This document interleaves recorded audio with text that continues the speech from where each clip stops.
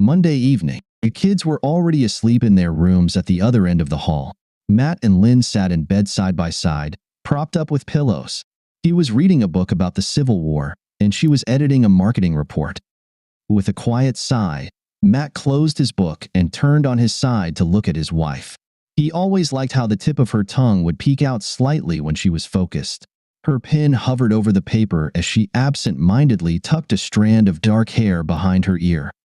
"Lenny?" She replied without looking up. Matt waited, and after a moment, she turned to look at him. "Do you love him?"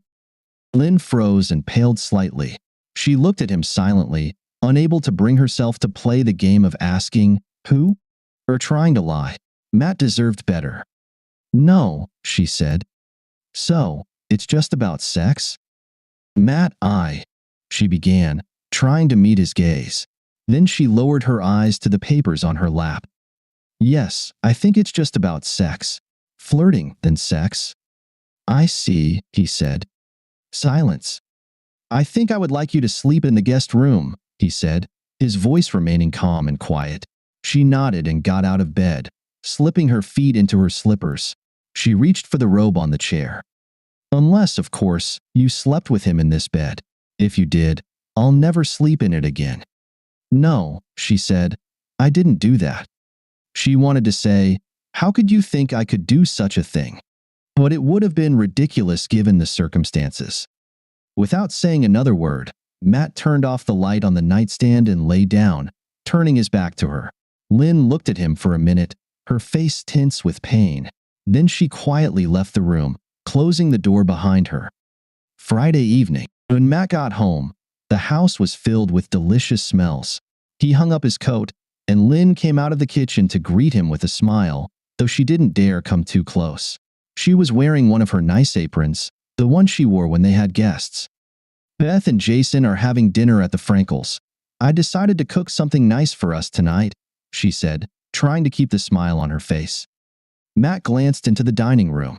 The table was set with a tablecloth, their good china, and two of their best wine glasses. There were candles and cloth napkins and silver napkin rings. Matt nodded. "Smells good. I'll go wash up and be down in a few minutes." When he returned, Lynn was just bringing the food in from the kitchen. She served each of them a portion of roast chicken, along with potatoes and green beans. On one side, there was a beautiful bowl of salad with orange slices. They sat down, and Lynn beamed at her husband, though the tension was still noticeable on her face. "It looks very nice," Matt said. Then, without hesitation, he stood up and climbed onto a chair, towering over the table. As Lynn watched in bewilderment and then horror, he unbuttoned his pants, took out a bottle of liquid, and slowly, carefully, and thoroughly poured its contents all over the table. He splashed the chicken, potatoes, salad, and even the wine-filled glasses. "Matt, what?" Lynn almost shouted in disbelief. Her eyes were wide with shock and horror. Matt fastened his pants and got off the chair. He looked intently at Lynn. "I thought you might want to know what it's like when someone does something to something you care about, something you've invested a lot of time, love, and effort into. I thought it could be a valuable experience." Lynn didn't respond, only staring at her husband as tears ran down her cheeks. Matt approached the closet, took his coat, and left the house. Sunday, daytime. "I requested a transfer," she said. "Oh?" "I'm being transferred to the internal marketing department in a week. I wanted it to happen as soon as possible. I'll be in the building on Union Street, farther away from where I am now." "And why did you request the transfer?" "I thought you liked the international department." "So, I won't be near Douglas anymore. I won't be in the same office." He stopped raking leaves and turned to look at her, standing beside him in her colorful autumn sweater. "And why should that matter to me?" She looked both annoyed and hurt. "Because I won't be seeing him anymore, that's all. I wanted you to know that." He turned back to the rake. "Lynn, you've already told me it's over. Of course, I believe you and trust you completely. Can you think of even one reason why I wouldn't?" She stomped her foot slightly and said, "Damn it, Matt. Do you really think your sarcasm is helping?" And do you really think that moving out of that office will make everything better? As if there aren't motels, lunch hours, breakfast meetings, or client meetings outside the office. As if there aren't plenty of other men who would gladly sleep with you until they forget their own names? Matt's voice rose to a snarl, but he continued raking the leaves into neat piles, not looking at her. Matt, she said in a thin, sad voice, what else can I do? I'm trying everything I can, every way I know. She began to cry. To show you how sorry I am, to somehow make amends for what I've done. He turned to her again. And you think there's a way to make amends? Some magic formula, just the right words, actions, or gestures, and everything will be fixed? Understand this, Lynn. You're living in a goddamn dream world. He turned away again and went back to his raking. Monday evening, Lynn heard footsteps down the hall. Then Beth's sleepy and confused head appeared in the doorway. Mommy?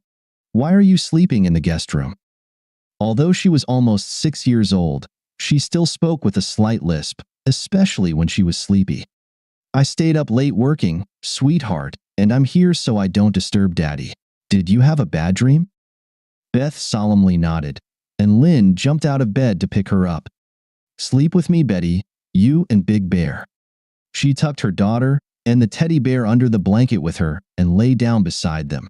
Within 5 minutes, Beth was sound asleep again. Lynn gently picked her and the teddy bear up and carried them back to Beth's room.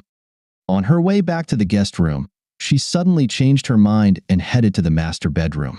The door was slightly ajar, and the room was dark. Lynn paused, trying to find the right words, but was stopped by an unexpected sound. It was crying. Matt was quietly sobbing, probably into his pillow. Lynn stood there, listening, then slowly turned away and walked back down the hall to the guest room. Wednesday morning. Each day it became easier to sit in his office and work, to concentrate on what needed to be done. His thoughts still drifted to painful places, but not as often and not for as long. His secretary, Bernice, knew something was wrong, but she sensed that he didn't want to talk about it and stopped asking, offering only sympathetic smiles. At 10:50, he got up from his chair, walked to his door, and closed it. Then he took a dictionary from the bookshelf and placed it on the desk. He found the word he was looking for and read the definition aloud. Cuckold, a man with an unfaithful wife. He sat back down. I am a cuckold. He said it several times. The word felt strange in his mouth. I am a cuckold. I've been cuckolded. She cuckolded me. He sat for a while, staring into space. Then, with a sigh, he set the dictionary aside and returned to his work. Saturday. For heaven's sake, Lynn, what on earth did you expect? Lynn didn't answer, and her friend Arlene continued. They were sitting in Arlene's kitchen, 2 cups of coffee between them. You're sleeping behind Matt's back with some other guy. Arlene saw Lynn flinch at the word but went on. And now you're surprised that he's angry and hurt? I'm not surprised, Arlene. Does he know how long it went on? Lynn shook her head. I have no idea. I don't know how he found out or when. He doesn't want to. We haven't talked about it. Do you think if you told him it was only a few times, it would make a difference? Not for me. Lynn grimaced. I mean, if it were the other way around, if he had slept with some other woman, 5 times, 20 times, I'd still be torn apart. So don't think I'm surprised. I'm not surprised, not one bit. I just don't know what to do. I can't reach him, and I don't know what the hell to do. She lowered her eyes, stirring her coffee with a spoon, while Arlene watched her silently. 3 weeks later, Wednesday afternoon, no, Matt said firmly, then, a bit softer. No, I don't want her to tell me about it. The therapist frowned slightly.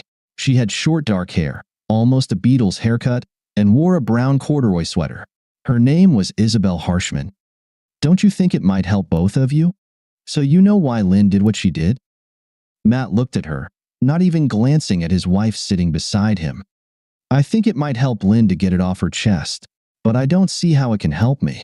Honestly, Dr. Harshman, I feel like I'm already suffering enough. Hesitantly, Lynn said, I thought that if I told you about it, how it happened and why, then you would understand that I could never do anything like that again. Matt turned and looked at her. Do you really believe that? Do you honestly think there's anything you can say that will restore my trust in you, Lynn? That will make me feel like I don't have to worry about you for the rest of my life, wondering when you'll jump into bed with another man? Lynn looked down at her lap. Very quietly, she said, No, Matt. I don't think there's anything I can say to do that. 2 months later, Thursday evening. Oh, Matt, it's so beautiful here. She smiled at him broadly, squeezing his hand across the table.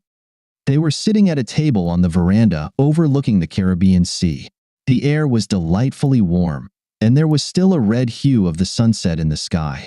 Between them on the table were a pitcher of sangria and a plate of grilled shrimp. Beautiful, isn't it? His smile in return didn't quite match hers. There was some tension on his face, perhaps around the eyes. He squeezed her hand for a few moments in response, then picked up his fork to spear another shrimp.